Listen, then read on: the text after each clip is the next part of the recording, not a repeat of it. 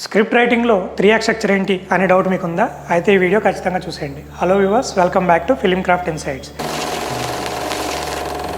ఈ 3 act structure అనేది film మేకింగ్లోనే కాకుండా స్క్రిప్ట్ రైటింగ్లో కూడా చాలా ఇంపార్టెంట్ ఎలిమెంట్ అండి. దీన్ని కనుక మనం కరెక్ట్గా ఫాలో అయితే మనం ఒక స్టోరీ కానీ స్క్రీన్ ప్లే కానీ చాలా కరెక్ట్గా రాయగలుగుతాం. మామూలుగా యాక్ట్ అంటే అర్థం ఏంటంటే పార్ట్ అని. మనం ఏదైనా ఒక మూవీ చూస్తే దాంట్లో ముఖ్యంగా 3 ఇంపార్టెంట్ పార్ట్స్ ఉంటాయి. ఫస్ట్ వచ్చేటప్పటికి బిగినింగ్, సెకండ్ ఇంటర్మిషన్, మూడోది క్లైమాక్స్. దాన్నే మన సినిమాటిక్ లాంగ్వేజ్లో వీళ్ళు యాక్ట్ అంటారు. ఇందులో మనం ఫస్ట్ యాక్ట్ గురించి కనుక మాట్లాడుకుంటే దాన్ని సెటప్ అంటారు, ఇంట్రడక్షన్ అని కూడా అంటారు. ఈ ఇంట్రడక్షన్లో ఏం చేస్తారంటే మూవీకి సంబంధించిన అన్ని క్యారెక్టర్ని దీంట్లో మనకి ఇంట్రడ్యూస్ చేస్తారు. అంటే క్యారెక్టర్స్, వాటి పాత్రలు, వాటి చుట్టూ ఉండే ఎన్విరాన్మెంట్ని మనకి చూపిస్తారన్నమాట. దీనికి ఫర్ ఎగ్జాంపుల్ మనం బాహుబలిని కనుక తీసుకుంటే దాంట్లో మనకి యాక్ట్ 1 ఎక్కడి నుంచి మొదలవుద్ది అంటే ఈ మాహిష్మతి అనే వరల్డ్ ఏదైతే ఉందో అది ఆ కింగ్డమ్ని మనకి ఎస్టాబ్లిష్ చేసి ఆ తర్వాత శివుడు అనే పాత్రని దాని చుట్టూ ఉండే మిస్టరీని మనకి ఇంట్రడ్యూస్ చేస్తారు. ఇలా మనకి యాక్ట్ 1 అనేది అందులో ఉంటుంది. తర్వాత యాక్ట్ 1లో అతి ముఖ్యమైన ఇంపార్టెంట్ పాయింట్ ఏంటంటే ఇన్సైటింగ్ ఇన్సిడెంట్ అంటారండి. ఇన్సైటింగ్ ఇన్సిడెంట్ అంటే ఏంటంటే కథ ముందుకెళ్ళడానికి జరిగే ఒక ముఖ్యమైన ఇన్సిడెంట్. అలా మనకి బాహుబలిలో అలాంటి ఇన్సైటింగ్ ఇన్సిడెంట్ ఏంటి అని మీరు అడిగితే ఎస్, శివుడు అనే క్యారెక్టర్ ఏదైతే ఉందో అతను తనకు దొరికిన మాస్క్ ఎక్కడి నుంచి వచ్చిందని వెతుక్కుంటూ బయలుదేరినప్పుడు ఒక కొండ ఎక్కడానికి డిసైడ్ అవుతాడు. దాన్నే మనం ఇందులో ఇన్సైటింగ్ ఇన్సిడెంట్గా చెప్పుకోవచ్చు. అవును, ఎందుకంటే తను అలా డిసైడ్ అవ్వడం వల్లనే ఆ కొండ ఎక్కడానికి ప్రయత్నిస్తాడు. అప్పుడు అవంతిక అనే క్యారెక్టర్ తనకి హెల్ప్ చేస్తుంది, అది కూడా ఒక సాంగ్లో, ఫ్యాంటసీలో. దాని తర్వాత అక్కడికి రీచ్ అయ్యి తను కథను ముందుకు తీసుకెళ్ళడం అనేది జరుగుతుంది.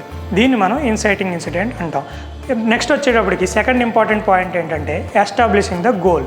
ఇందులో మనకి కథలో ఉండే ప్రొటాగనిస్ట్ తన యొక్క గోల్ ఏంటి, తను ఏం సాధించాలనుకుంటున్నాడో తెలుసుకుని దాన్ని ఫాలో అవుతూ వెళ్తూ ఉంటాడు.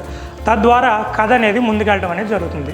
అదే బాహుబలి సినిమాలో మనం ఈ గోల్ అనేది మనం తీసుకుంటే కనుక మనకి శివుడు అనే క్యారెక్టర్ తన పాస్ట్ లైఫ్ గురించి తెలుసుకుని దాన్ని వెతుక్కుంటూ వెళ్ళే జర్నీలో మనకి బాహుబలి అనే క్యారెక్టర్ రివీలేషన్ అనేది జరుగుతుంది. దీన్ని మనం గోల్ కింద కన్సిడర్ చేయొచ్చు.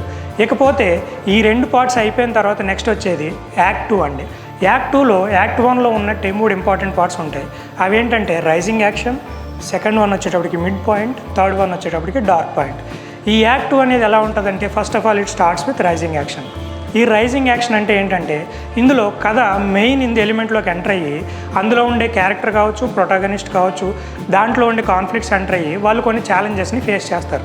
మనకి దీనికి ఎగ్జాంపుల్గా చెప్పుకోవాలంటే బాహుబలిలో అమరేంద్ర బాహుబలి ఫేస్ చేసే ఛాలెంజెస్ అన్నీ కూడా మీరు రైజింగ్ యాక్షన్లో చెప్పుకోవచ్చు. నెక్స్ట్ వచ్చేటప్పటికి మిడ్ పాయింట్. ఈ మిడ్ పాయింట్ని మనం కథకి టర్నింగ్ పాయింట్గా కూడా చెప్పుకోవచ్చండి. ఇదే బాహుబలి కథలో మిడ్ పాయింట్ ఏంటని మీరు నన్ను అడిగితే మనకి శివగామిదేవి బాహుబలిని మహారాజుగా ప్రకటించినప్పుడు దాన్ని మనం మిడ్ పాయింట్గా చెప్పుకోవచ్చు. ఎందుకంటే అప్పటి వరకు ఉన్న కథ ప్రొటాగనిస్ట్ యొక్క జర్నీ ఈ మిడ్ పాయింట్ దగ్గరే ఒక టర్న్ తీసుకుంటుంది అనమాట. మన బాహుబలిని కనుక ఎగ్జాంపుల్గా తీసుకుంటే అప్పటి వరకు బల్లాల దేవుడికి బాహుబలి మీద ఉన్న కోపం నార్మల్గా ఉంటుంది. కానీ ఒకసారి ఈ ఇన్సిడెంట్ జరిగిన తర్వాత ఆ సెగ్మెంట్ తర్వాత ఆ కోపం అనేది ఎక్స్ట్రీమ్ లెవెల్కి వెళ్ళి ఆ తర్వాత బాహుబలి ఫేస్ చేసే సిచ్యువేషన్స్ అన్నీ మీరు దాంట్లో చూడొచ్చు. ఆ టర్న్ ఎలా అవుతుంది ఇవన్నీ కూడా. దీని తర్వాత దీంట్లో లాస్ట్ అండ్ ఇంపార్టెంట్ పాయింట్ ఏంటంటే డార్క్ పాయింట్. ఈ డార్క్ పాయింట్లో ఏమవుతుందంటే ప్రొటాగనిస్ట్కి లో పాయింట్లోకి వెళ్ళటం అనేది జరుగుతుంది. అక్కడ చాలా రకాల డౌట్స్ అనేవి మనకు వస్తాయి. తర్వాత ఆ కథ కొన్ని రకాల ట్విస్టులు తీసుకుంటూ ఆ క్యారెక్టర్ మనకి డౌన్లో కనిపిస్తుంది. మనకి డార్క్ పాయింట్ బాహుబలి అనే దాంట్లో మనం చూసుకుంటే కనుక అందరికీ మన నేషన్ మొత్తానికి వచ్చిన ఒకే ఒక doubt, why Kattappa kills Baahubali. So ఈ డౌట్ని రాజమౌళి గారు ఈ డార్క్ పాయింట్ని చాలా బాగా మార్కెటింగ్ పాయింట్గా వాడుకుని దాన్ని యూనివర్సల్ డౌట్ చేసి డార్క్ పాయింట్ని సక్సెస్ఫుల్గా మనకి ప్రజెంట్ చేశారు. యాక్ట్ 3 విషయానికి వస్తే దాన్ని మనం రెజల్యూషన్ అంటాం. ఇది స్క్రిప్ట్ రైటింగ్ మొత్తంలో చాలా క్రూషియల్ పార్ట్ అండి. ఎందుకంటే యాక్ట్ 1 అండ్ యాక్ట్ 2లో మీరు సెటప్ చేసిన స్టోరీని అంతా కూడా మీరు సరిగ్గా కంక్లూడ్ చేయకపోతే అది కొలాప్స్ అయ్యి ఆడియన్కి రీచ్ అవ్వకపోయే అవకాశం ఉంది. So this is the final draft in the script writing. దీంట్లో మీరు ఏం చేస్తారంటే యాక్ట్ 1, యాక్ట్ 2లో సెటప్ చేసిన డౌట్స్ కావచ్చు, లేకపోతే ఛాలెంజెస్ కావచ్చు, మీరు ఇందులో ఆడియన్కి క్లియర్ చేసి క్లారిఫికేషన్ ఇస్తే కనుక పర్ఫెక్ట్ క్లైమాక్స్ ఆడియన్కి రీచ్ అవుతుంది. మీరు దానికి ఎగ్జాంపుల్గా ఇదే బాహుబలి సినిమాని కనుక చూసుకుంటే మహేంద్ర బాహుబలి రాజు ఎలా అయ్యాడు, రాజ్యాన్ని ఎలా పాలించాడు అనే క్లైమాక్స్ ఎపిసోడ్ మీకు ఆ క్లారిఫికేషన్ ఇస్తుందన్నమాట. ఈ రకంగా యాక్ట్ 1, యాక్ట్ 2, యాక్ట్ 3 ఇలాగా స్క్రిప్ట్ రైటింగ్ అనేది 3 యాక్ట్ స్ట్రక్చర్లో 3 రకాలుగా జరుగుతుంది. దీన్ని మనం తెలుసుకోవడం వలన కథను ఎలా రాయాలి, క్యారెక్టర్ని ఎలా ఇంట్రడ్యూస్ చేయాలి, వాటిని ఎలా హైలైట్ చేయాలి, దాన్ని ఎలా ఎండ్ చేయాలనే విషయాలు మీకు ఈ 3 యాక్ట్ స్ట్రక్చర్ ఫాలో అవడం ద్వారా చాలా సింపుల్ అవుతాయి, ఈజీ అవుతాయి అండ్ క్లియర్గా ఉంటుంది. 3 యాక్ట్ స్ట్రక్చర్ గురించి నేను చెప్పిన ఈ వీడియో కనుక మీకు నచ్చినట్టయితే లైక్ చేయండి, షేర్ చేయండి. ఇలాంటి మరిన్ని వీడియోస్ మీరు ఫాలో అవ్వాలనుకుంటే కింద డిస్క్రిప్షన్లో ఇచ్చిన లింక్ని మీరు క్లిక్ చేస్తే మా యొక్క వాట్సాప్, టెలిగ్రామ్, ఇన్స్టాగ్రామ్ బ్రాడ్కాస్ట్ ఛానల్స్ని మీరు ఫాలో చేయొచ్చు. Thank you so much.